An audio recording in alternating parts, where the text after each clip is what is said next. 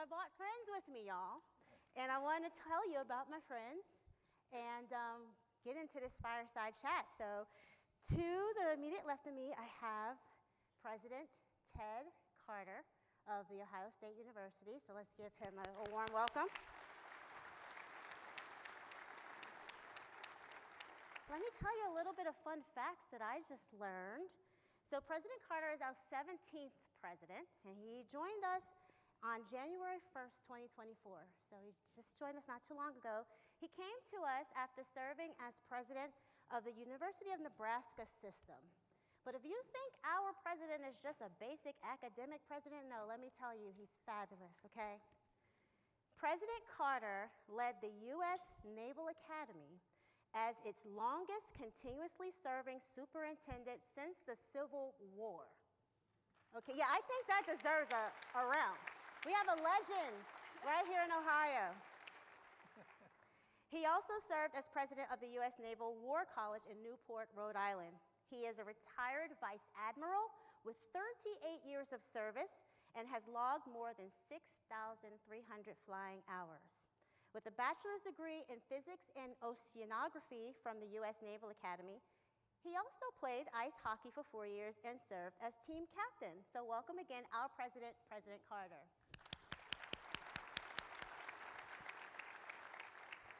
And my other new friend over here is equally as fabulous, Shereen Agrawal. Shereen is the inaugural executive director of the Center for Software Innovation at The Ohio State University. She served as a co-founder of a Central Ohio-based consulting firm that was focused on product and go-to-market strategies. And she also served as vice president of business development at Columbus-based Root Insurance. So she has deep roots in our startup ecosystem and our technology ecosystem here in the Buckeye State. Shereen earned her MBA from Harvard Business School and her bachelor's degree in business administration from the University of Michigan. But we're not going to be mad at that because she's here with us, okay? We're not. Welcome, Shereen.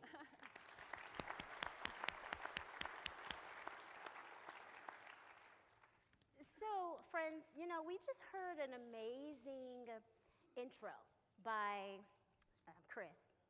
And when we looked at the word cloud, the biggest word in the middle was education. And I'm sure that's not a surprise to us as those who are part of the education ecosystem, but I think it's a good opportunity to talk about some of the things that you are doing at The Ohio State with the center. So I'll start with you, President Carter. You have an initiative, Education for Citizenship 2025, and that plan aims to prepare students for leadership in a rapidly growing world. So how does that vision intersect with everything we're talking about, the growing role of tech innovation in Ohio, and how is Ohio State helping to shape the future? So first of all, thank you everybody for coming and be part of this amazing tech summit. It's really great to see the Archie Griffin Room filled with so much energy and people that are excited about this topic. And we here at Ohio State are just thrilled to be able to host you. I probably have not met many of you here before, and I appreciate the intro and the bio. You know, in all of our lives, you never know where your life's going to take you. You know, as a young child growing up in rural Rhode Island, the last place I ever thought I would be the 17th president of The Ohio State University. But what I didn't know, and as I see so many young people out here that are thinking about what their career is going to be at this critical juncture, not just higher education, but tech, everything that you do will eventually drive you to that next level in your life.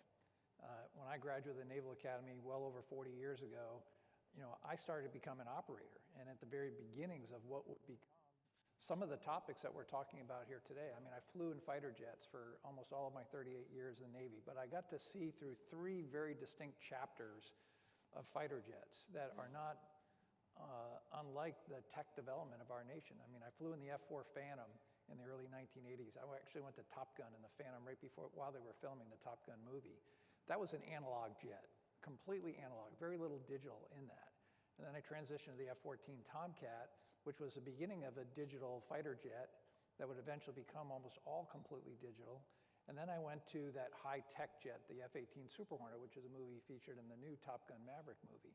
So I got to see the evolution, just by being in fighter jets, of what we're talking to as we get to here. And then I get into higher education, and I've been able to parlay some of my understanding of using operational fighter tactics and operating aircraft carriers and background in education administration to now having a vision for the future. And our vision here at Ohio State is over the next 10 years, Ohio State is going to redefine what higher education is. Now, I don't have to educate anybody in this room. Higher education is a little bit under the limelight, a little bit under attack right now across our country. A lot of people wondering whether there's value there, whether it's worth it. We have this vision that what we are going to present in terms of opportunity for the future is going to be so great that young people from all over Ohio and all over the country and all over the world want to come here and take advantage of that. Because right now, the idea, the concepts that sit in the Center for Software Innovation, that sit in this idea of a new technological world that's right around the corner, is really centered around a lot of the principles of high-speed computing, quantum computing, artificial intelligence. And this education for citizenship concept, this plan, this strategy, is centered around the basic idea that in the next 5 years, as far behind as our nation and our higher ed institutions are in preparing the next workforce for how to use these tools, we're going to become one of the leaders in the nation. So we're going to be announcing here very shortly, in the near future, a whole new concept, a concept that every student that leaves here, at the undergraduate level, at the graduate level, doesn't matter whether they're a music major, an electrical engineer, a nurse, a doctor, a pharmacist, an optometrist, they will leave here fluent in not only their academic discipline, the language that they speak, English, but also artificial intelligence. And that will prepare them to go into the workforce, no matter what workforce they are. Every business in this country right now is saying that they're going to go to complete use of artificial intelligence, and yet only about 5% of businesses are actively using it. And if we don't get into this investment, and this is a complete shift in how we do academics, how we are going to do our general purpose education. And this will include even using education on artificial intelligence for our complete staff and all of our faculty. So we're talking about 50,000 people plus 67,000 students, all done here in the next 4 to 5 years. So that's how much we believe in this and will be investing in this. And that's a centerpiece of why this summit is so important. Anything you want to add, Shereen? I mean, I think that like all those pieces, the other part to it, I think, is that they are deeply integrated and across kind of everybody in the university. And so like with this plan, I think also what you see is that all of those various perspectives, the nuance also of kind of running this very large ecosystem that is not only the Ohio State University, but then also everything that it touches into. There's kind of this interesting opportunity to think about how technology, how emerging technology is kind of in and across everything. And so I think that's what you're going to see across all of these initiatives. You know, friends, I don't know if you're getting this feeling that I'm really getting goosebumps now because the future is happening right now. We literally just had our president say that every student, it doesn't matter what your major is, every student is going to be fluent in the languages related to artificial intelligence. This is where it happens. And so when we're saying Ohio is a tech hub, we're not just saying superfluous words.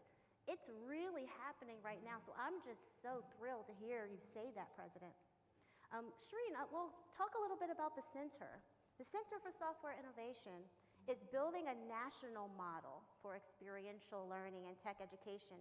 So how do you see centers like yours playing a role in anchoring and expanding our innovation economy? So the center kind of was very purposely designed to kind of sit at this intersection of thinking about how you build and launch products, which is increasingly part of kind of the skill set that you almost think about most people. You think about a lot of us, what we do in our day-to-day, but also students in terms of the skill set that you'd really want to see developed. And then especially as you think about kind of the rise of every person being able to pick up even no-code tools or things like that, there has to be kind of a thoughtful understanding of how do you kind of properly think about, use those things in order to actually accelerate a lot of your work. So we really kind of are taking this approach of thinking about the center as being interdisciplinary and at this intersection of both thinking through how you build and launch. And part of that also comes from thinking about it as kind of this whole life cycle. So how you first start out in the learning pieces, and that has to be very deep and have this kind of really strong tie between making sure that we continue to have a lot of the key pieces of the frameworks, the foundational pieces that get you very centered in understanding not just why decisions are made, but how to ask the right questions, how to like form those pieces of in these situations I should be more curious. In these situations, okay, I can move forward, or I can put things into this framework. So that critical thinking pieces, they're very important, but paired with the experiential, and so paired with actual reps getting in, doing, and thinking about this time where, especially when you're at the university, you're in a pretty large incubator. At the same time, you can go try things, you can test things, and so bringing both together those pieces of the critical thinking as well as that opportunity to actually like do is a core piece of how we are approaching the learning. And there's programs across campus that we've been working on that range from very kind of deep tech learning experiences through to courses that you can take, and also informal seminars that you can attend if you're just more curious. And then part of that is to lead into, okay, career opportunities, founding opportunities, and entrepreneurship, and how can you think about then making those connections. I'm learning these things in the classroom. What are the types of roles available to me? And how are those roles changing and emerging? And so part of what we do is say, we're going to bring in people that are doing that. They're going to talk about all of those things of like how their day-to-day kind of runs. And that changes between different companies. And being able to kind of talk through those things and also have open conversations, really important, as well as then kind of increase the number of those roles being available then to the students. And that also leading into whether it's now, whether it's later, what are your entrepreneurship opportunities? And so we have our KEYNOTE Center for Entrepreneurship, amazing pathways for students to go and test things that they might want to build. Also be able to get funding for it and really kind of continue to move those pieces forward, build those muscles. But then also we have our Techstars Columbus program.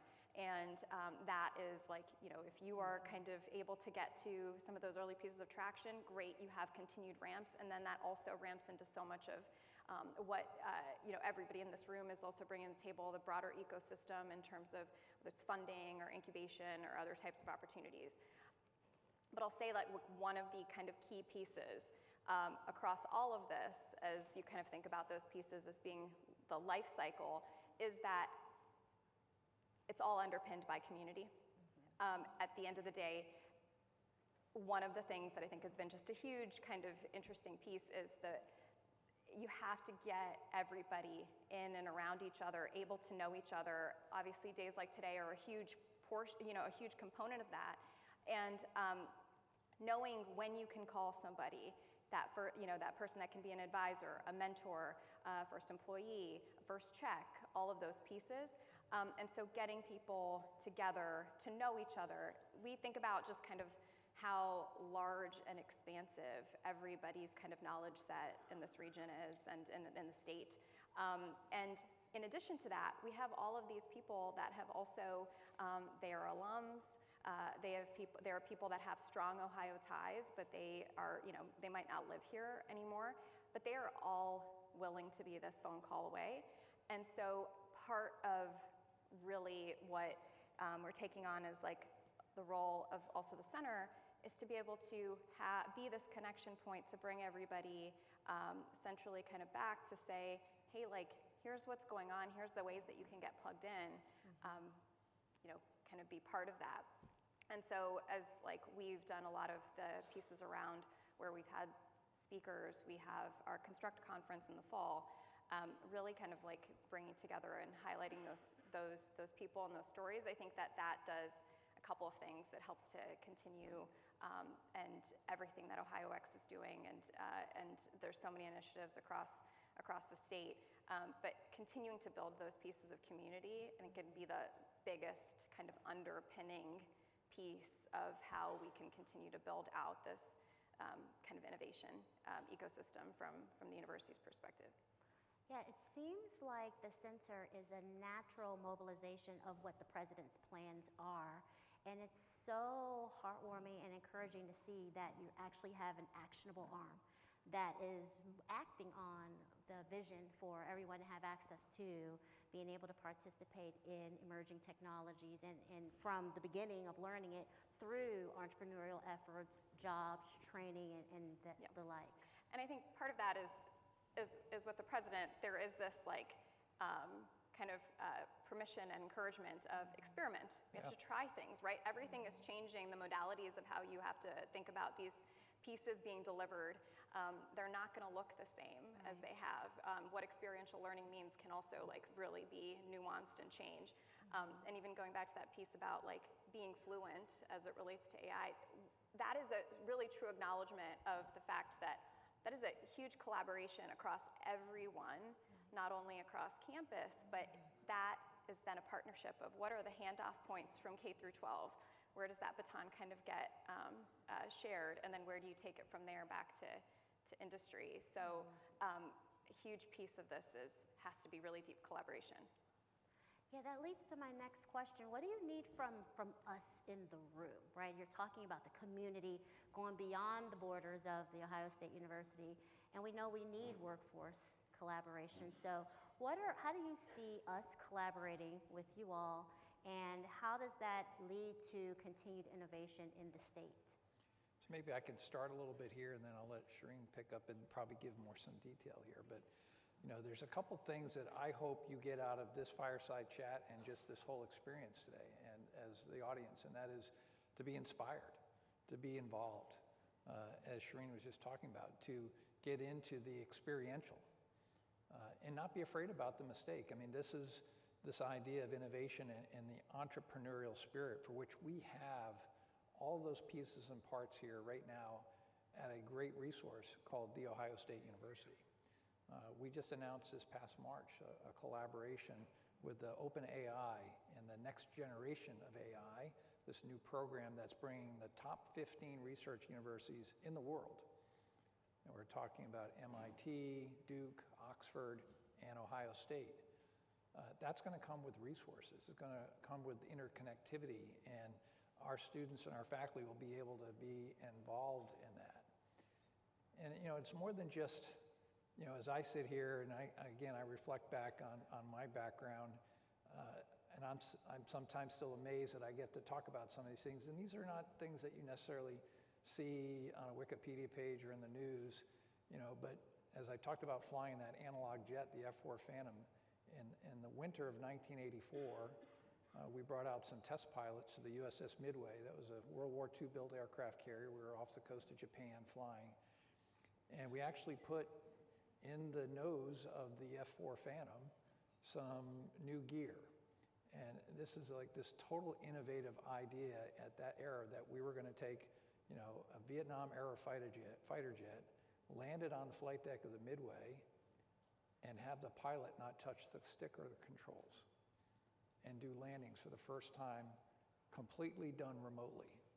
So think about that. 42 years ago, we're flying an airplane at 150 miles an hour on the pitching deck of a World War II built aircraft carrier, and I get to make 100 landings, not all of them with the hook down.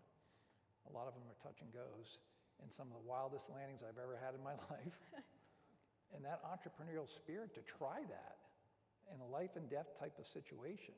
And we were reading in the news about, you know, mishaps on the Harry S. Truman in the Red Sea. We were doing some of this crazy stuff back then. That's this entrepreneurial, this innovative spirit that we're talking about now, and bringing people that are coders, that are tech hub, are techies, and are thinking about how are we going to apply these new technologies. And sometimes art actually imitates real life. So I bet most everybody in here has seen Top Gun Maverick, the movie. What you may not know is in that scene where Maverick is talking about using this tactic called the consecutive miracle to put two penetrating weapons into a deeply protected target, that they had to put two weapons, one kind of inside the other, to do that. That's not made-up movie magic. That was something that we developed in 1999, flying an F-14 Tomcats in combat in a target that was very similar to what was in the movie, in a presidentially approved mission that I actually flew in. And it was 2 Tomcats, just like the movie, flying welded wing like they talk about in the movie. A little bit different. We actually flew only 6 inches apart, 2 Tomcats for 100 miles in enemy territory while being shot at, to deliver 2 penetrating weapons exactly 1 second apart to get inside a deeply protected bunker that was running the air war at the time. That tactic had never been done successfully. So when the Top Gun movie producers said, hey, what's the coolest thing we can actually show in the movie? The Top Gun instructor said, hey, well, we got a video of this. So there's actually a YouTube video of this if you're really interested to watch that thing. That's on there. If you type in my name and consecutive miracles, you could watch 20 minutes of the real story behind that. But I tell you that because that's the type of innovative spirit that we could use the technology that we have, but take it to the next level. We're now about to go into this era where we're going to have tools that are going to take us to a whole nother level. This goes beyond the invention of the internet. This goes beyond the idea of 5G or cybersecurity or all the things that we have gotten so used to in a smartphone. We're about to go next level. And we've got to be prepared. Quite frankly, I think we as a nation are way behind, but it's the people that are in this room that are going to take all of these ideas and bring us to the next level. We here at Ohio State want to make sure that we're creating the conditions, creating experiential learning opportunities so that you could advance us to that speed and level at which our nation needs to go.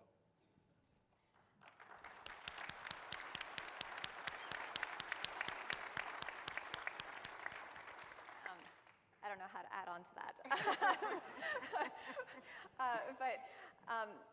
Like on that piece of also just how everybody in this room can help and support. I mean, I think there's a few ways here. There's the parts that we kind of talked about in that word cloud, right? So a key part of that, you had education sitting right in the middle. Well, I would like to have a conversation with anybody that in this room that is thinking about that, and what does it actually mean? How is it manifesting? Because in terms of there's a lot of that nuance of how do we think about the education, preparing you for these situations where there's all these unknowns. Because part of it means that what you're able to do is when you're in the situation, you're able to ask the right questions and know some of where to go, because a lot of it's going to be unprecedented. And I've been in situations at tech companies where you're working on something that is brand new and it's unknown, and one of the most dangerous things that you can do is say, like, I know the answer. And part of that is, so how do we build in the right parts of both curiosity as well as the right skill building? And so one thing is, please absolutely reach out to me if you want to have a conversation on that.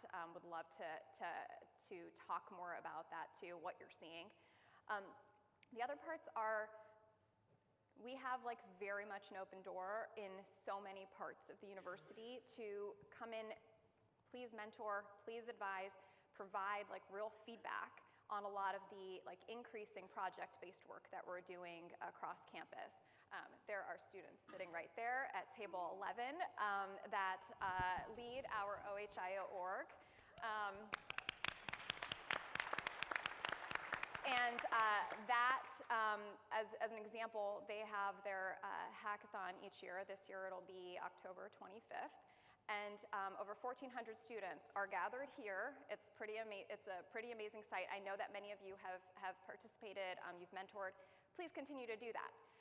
Because what it is not just kind of this part of like building out those relationships, but also like give real feedback, talk about what real kind of problem sets are, and like be able to walk through those pieces of like the building and everything, because you know the students are very eager and they take a lot of the initiative. That is happening over the course of a weekend. So please reach out to any of us if you have kind of any interest in being part of that like mentorship, advising, and then obviously always looking for industry projects as well to be part of the classroom experience. Okay, I need a pulse check. How many of you actually went on YouTube real quick to look for the fighter jack video? It's not hard to find. And it's only 20 minutes long. But it Yeah. does have actual footage compared to what's in the movie. So you can actually see the footage from the real combat mission in 1999 and what's in the movie. So if you're really interested in that. We're going to look at it on the break. Okay, so again, so encouraged by what you're doing to create our future now. And obviously, you want to see results from all the things that you're putting into place. So if you can look into the future, 5 years or so from now, the tech landscape and innovation, what are your hopes for the things that you're doing? How do you want them to manifest? How do you want your efforts now to contribute to the tech innovation landscape in Ohio 5, 10, 20 years from now? Well, I'll offer a couple thoughts. And sometimes when we think about the future 5 years, it's really hard to predict what we're going to look like in 5 years. Most people will say you really can't predict more than what's going to be out in front of you about 2 or 3 years. But I do think we're starting to see the beginnings of it. And a lot of it is happening right now on our campus. Some of it's happening right there at the Center of Software Innovation. We're seeing the beginnings of it. But again, this intersection of innovation, collaboration, and entrepreneurship are so critical for us to get to that next level. And then making sure that we are a campus, whether you're a student here, whether you're a researcher here, or you're somebody that works in the tech industry at a industry partner, that we are all making sure that we find ways to be together. We're starting to do some of those things, and we're starting to do some of them really, really well. I think about some of the startups that we're starting to just see happen on our campus. We've got an interesting startup that's looking at the challenge of looking at weather. Think about how many TV channels and weather people we have out there that are always really wrestling with the ideas of the long-range challenges of drought and flood, but tornadoes, and that's something that we worry about here. But there's some work happening that's using software, using coding for a weather impact startup, and it's being done by one of our professors that's right here at Ohio State, and it just got bought. And it actually may make a difference in how our utility industry, and this is something I'm very involved in. There's an organization called Uniform to Utilities that I support, helping those utility industries actually get out in front of where weather impacts are going to be, so we can always keep the continuity of power. These are real impacts, things that we're working on right now. We've got other startups that are looking at pharmaceuticals that can't get after certain types of diseases for which there are no pharmaceuticals to help. We had one just, again, bought up by one of our faculty here that's working on this startup project, and that could have incredible impact. So as I think about the future, we're going to not just have a handful of these wonderful startups that are being funded, some in the hundreds of millions of dollars. We could have hundreds of these startups that are now accelerating, moving so quickly, they're going to have immediate impact. And ultimately, this is going to be a complete change, not necessarily in the workforce. There's a lot of people worried about artificial intelligence and all these tools replacing the workforce. I don't see it that way. I see it as complementing the workforce. The nature of work is going to be different, even in 5 years, which is why I think it's so important that we're making this investment in artificial intelligence fluency. The Center for Software Innovation is the catalyst to us starting that, and that's why I'm so proud of the work that Shereen has done and what we've had and how we've started this, and we're just getting going.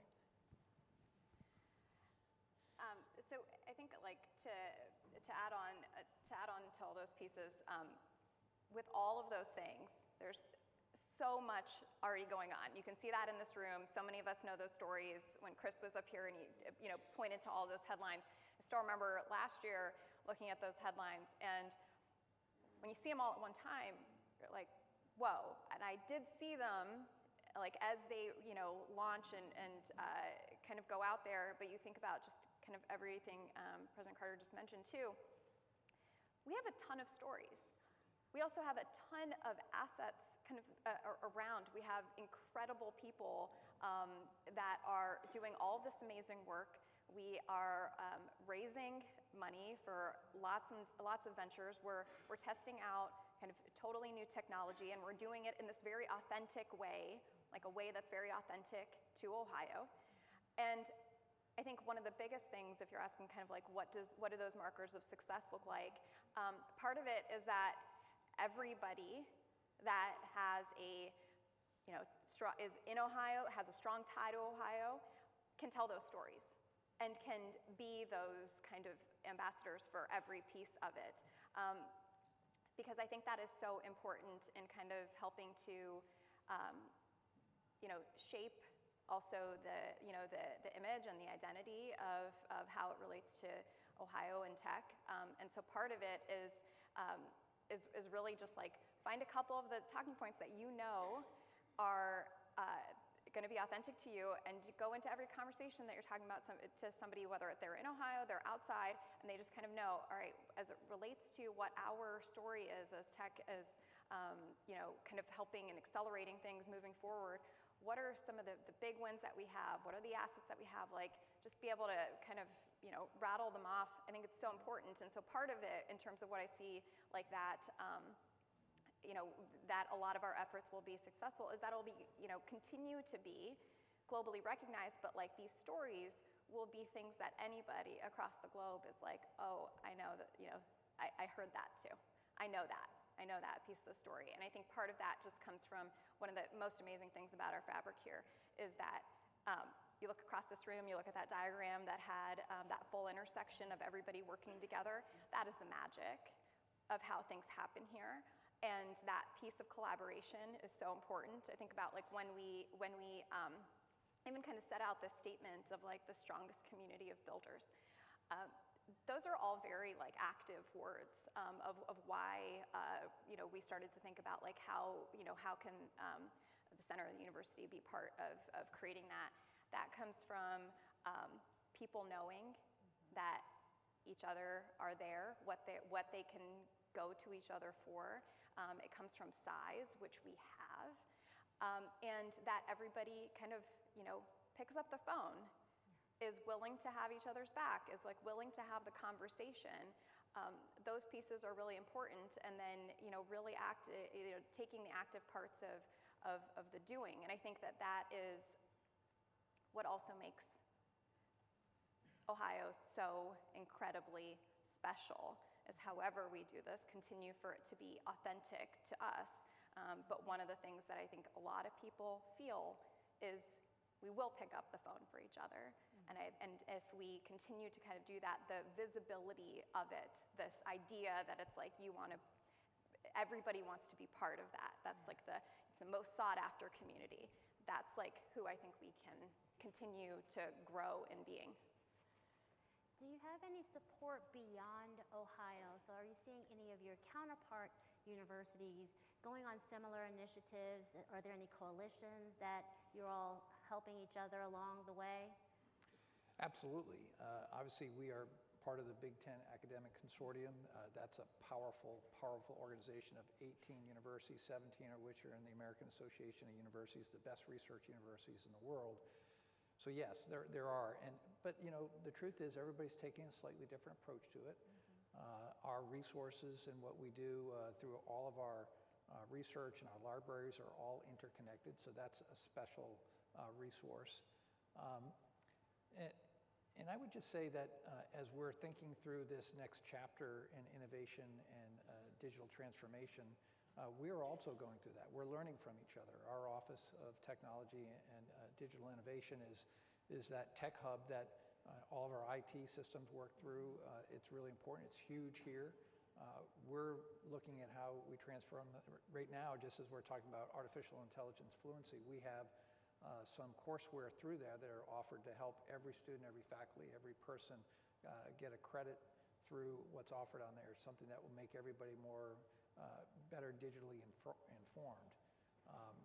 So yes, there are collaborations. I mentioned the Open AI and the Next Gen AI. That's a wonderful collaboration, one that we'll continue to lean into. There'll be others as we go forward. And again, as we work across our other partners here in the state of Ohio, there's also opportunities to recognize those that are doing work that's above and beyond.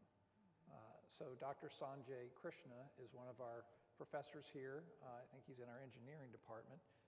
He's working on a startup that will help the Department of Defense and a lot of the things that I just talked about that are going to that next level As a lot of you know, here in Ohio, we're very much involved at Wright-Patterson Air Force Base and a lot of our DoD partners.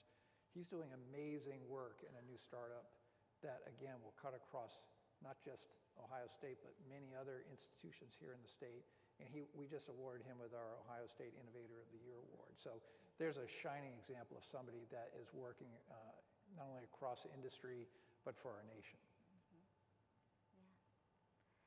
Anything else you'd like to add? We are wrapping up here and we are filled with so many nuggets based on our conversation.